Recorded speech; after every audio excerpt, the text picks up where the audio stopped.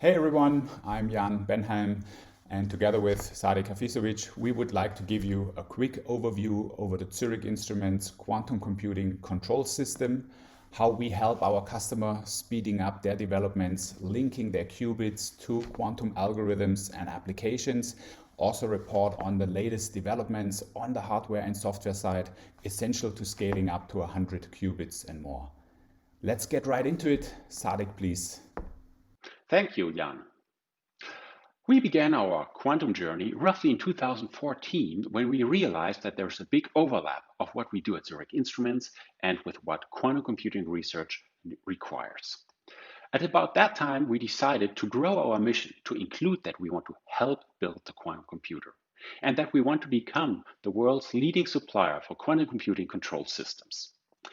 We began by adding an arbitrary waveform generator for qubit control, then a quantum analyzer for readout of the qubits, so that by 2018 we had our first generation quantum computing control system on the market, as is shown here on that slide.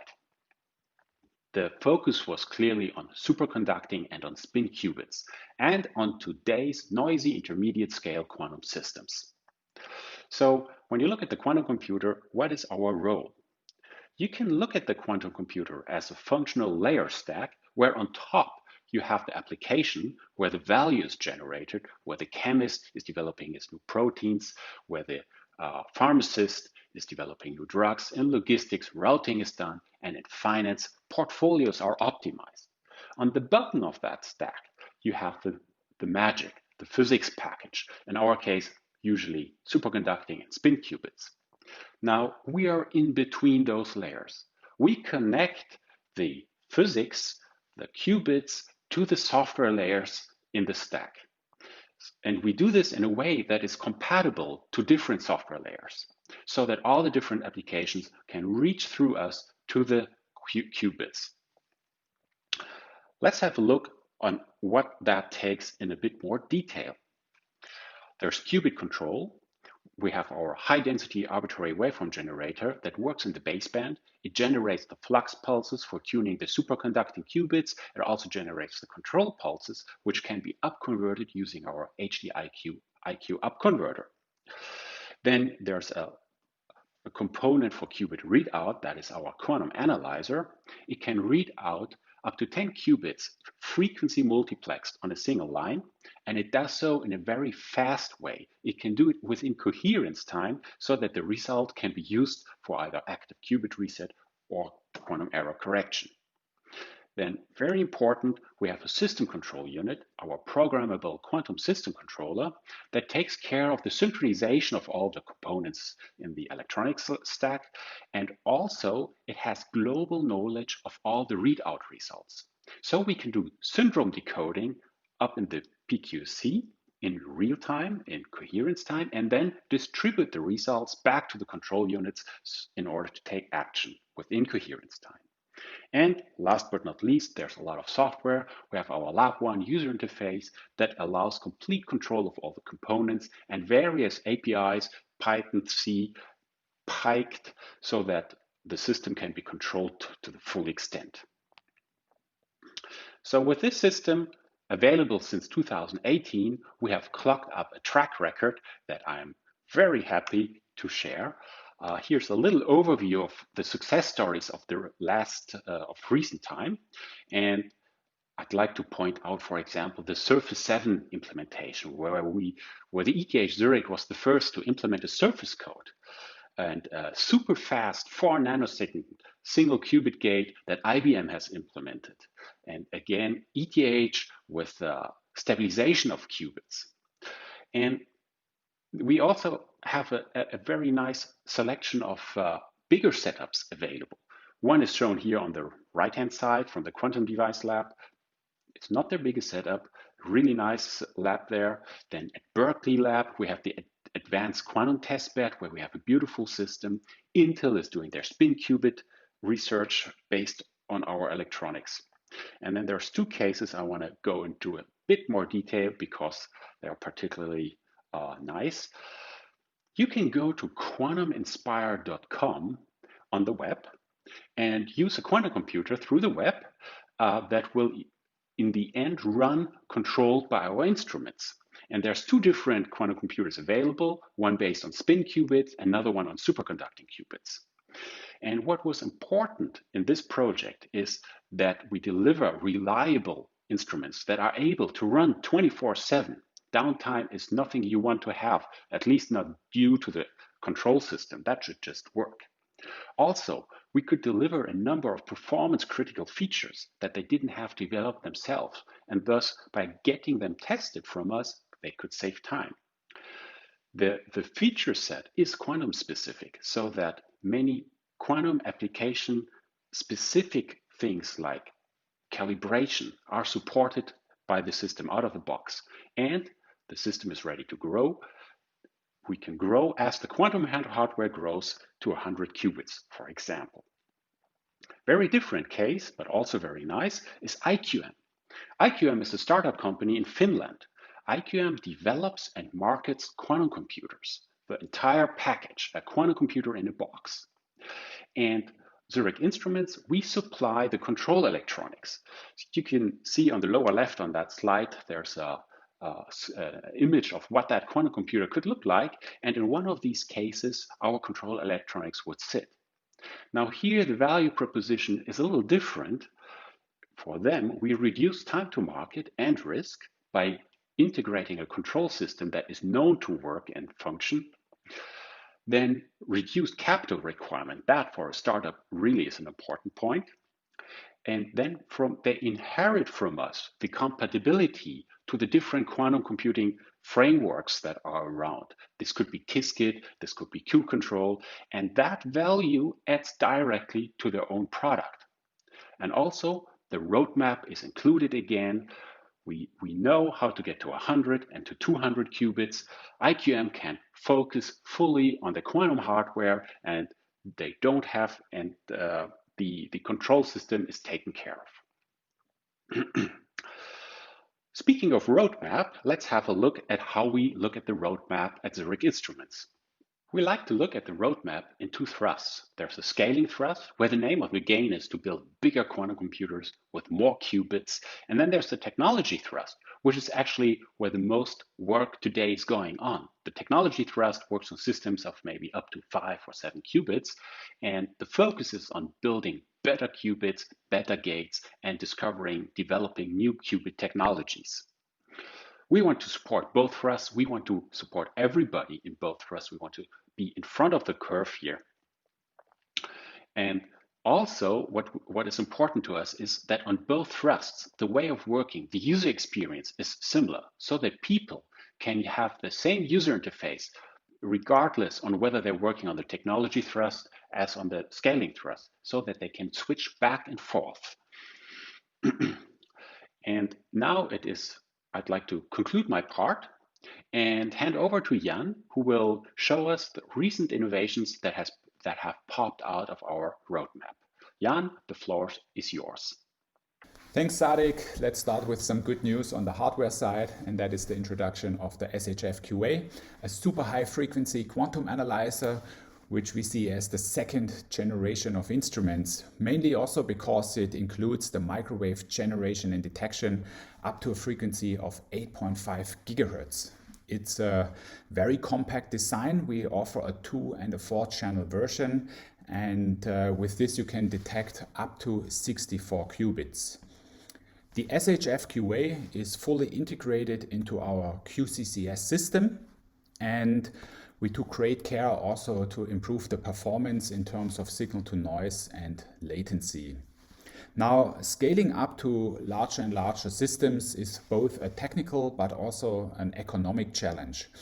And it's very important that the price per qubit goes down, also the setup size, how many qubits you can have per instrument volume needs to increase, and the complexity on the control side needs to come down again. I think The introduction of the SHFQA is a significant step on all of these fronts, and I would like to invite you now to have a closer look on some of the new features and performance improvements. Let's start with the introduction of the multi-state discrimination. So the new instrument can detect not only 2 levels but up to 4 with different integration units, and that helps for qubit systems like superconducting qubits to control more levels and therefore improve the state initialization but also the gate performance. On the right here you see 30,000 measurements, very early measurements taken recently, where we discriminate between 3 states. We also improved the digital signal processing by introducing complex integration and digital mixing. The idea here is to lower the latency while increasing the fidelity, and to make some of the experimental steps no longer needed, and that helps to improve the efficiency of the workflows. Another important aspect considering the performance and to improve the detection fidelity is the purity of the spectrum. And I want to show you here on the right hand side comparison of the new technology with the widely available IQ mixing technology. And you see there's a much cleaner spectrum, a much higher spurious-free dynamic range achieved, so less components and components with lower amplitudes. Another important aspect here is the fact that these are much less prone to temperature changes. So we introduced a step of 10 degrees from 20 to 30 degrees Celsius, and you see a huge increase in spurious for the IQ mixing, whereas the situation for the new instrument is essentially stable, which makes calibration of any mixing no longer needed. How is this achieved? So the technology we apply here is called double superheterodyne frequency conversion, and I want to quickly run you through how the signal input works here. So you would approach with a frequency of around 8 gigahertz, which would then be amplified and low pass filtered with a 10 gigahertz filter, and then mixed with an intermediate frequency at 20 gigahertz. So you come down to 12 gigahertz, where you apply a narrow bandpass again that strips away all the spurious frequency component that you want to get rid of. And then there's another amplification mixing stage at 9 gigahertz. So you basically come to lie at around 3 gigahertz, where you amplify and filter again before the signal is then digitized in the first Nyquist zone of a 4 gigasample digitizer. And we already discussed the advantages with the IQ mixing scheme. We also considered the direct RF as a technology to use here, but with the present technology available and also with the requirements, which are actually quite similar to the ones from electrical frequency or spectrum analyzers, so wide bandwidth, linearity, and high signal purity. And that's why we chose to apply this electrical engineering approach known from spectrum analyzers to this physics problem. Now, how does the SHFQA integrate into larger setups? And we have this star-like topology here, which we chose because every time you add instruments, the performance of the entire system is actually not taking a penalty. And the system has 3 main different components. So first of all, there's the signal generation side, represented here by the HD AWGs with the blue edges, and then there's the quantum analyzer, so you can have one or many of those, and then you have a PQC or a central controller here, a programmable quantum system controller, and the current version can orchestrate up to 18 instruments. And the main job of this PQC is first of all to keep the whole setup in synchronization, to make sure all the instruments start at the same time when a new experiment is carried out. But the job is also to take back the qubit measurement results process them, and then redistribute the results of the calculations into the system. So every signal generator can then make conditional operations and branch the sequences, for instance, according to the algorithm. Now, how is all of this controlled? And the answer, of course, is by software. And here I want to introduce some new ideas we have. So up to now in generation 1, we left it basically to our customers to control the individual instruments and to bring them together into an entire system. And this is a complicated task, and there's different approaches to this task, which makes it also difficult to support. And so we decided to come up and extend our existing Lab1 instrument control software with a part that we call Lab1 QCCS software. So we added some additional components, which you see here in this blue box. And the idea is that people can map their experiments to the hardware, manage the execution, and then fetch and feedback the results back to the user through one single interface, a DSL, which is depicted up here. And this DSL is clean and well structured. So there is a part where you can define the setup, which is rather static. And then you have a part where you can define all the different signals, sections and pulses that will be used during real-time operation. And then there is a part where there is the timing introduced. So how does all these pulses and sections and so on play out? And then there is experiment execution and also the reporting back of the results down here. And I think you get the point.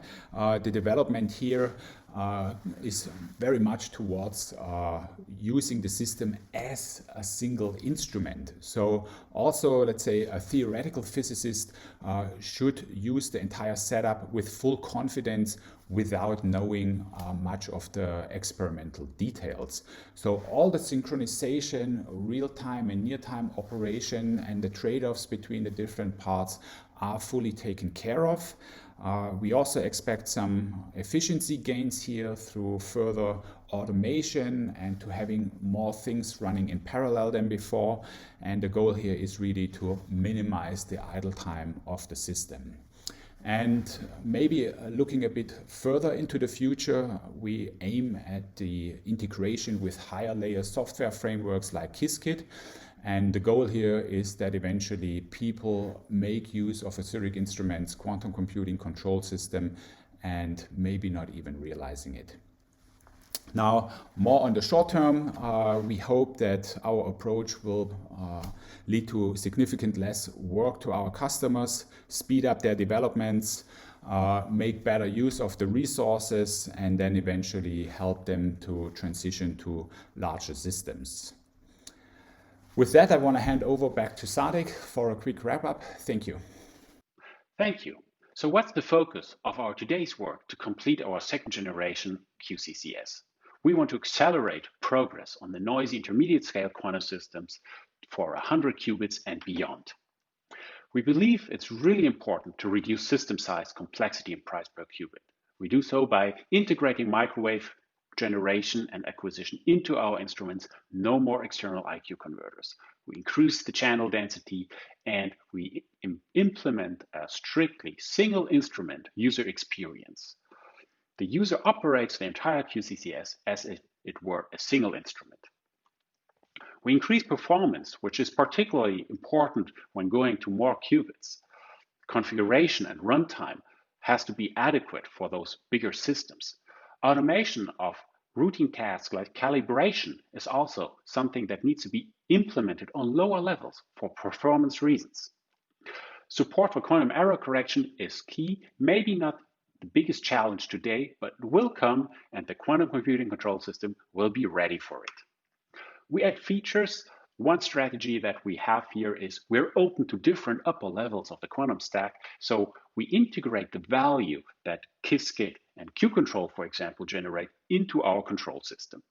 And we implement user access on both sample level, pulse level, and gate level. The user has the opportunity to choose. With this, I'd like to wrap up our presentation. At Zurich Instruments, everybody is really thrilled and excited to be part of this exciting journey, and we'd be more than happy for you to approach us with your questions and ideas. Thank you for your attention.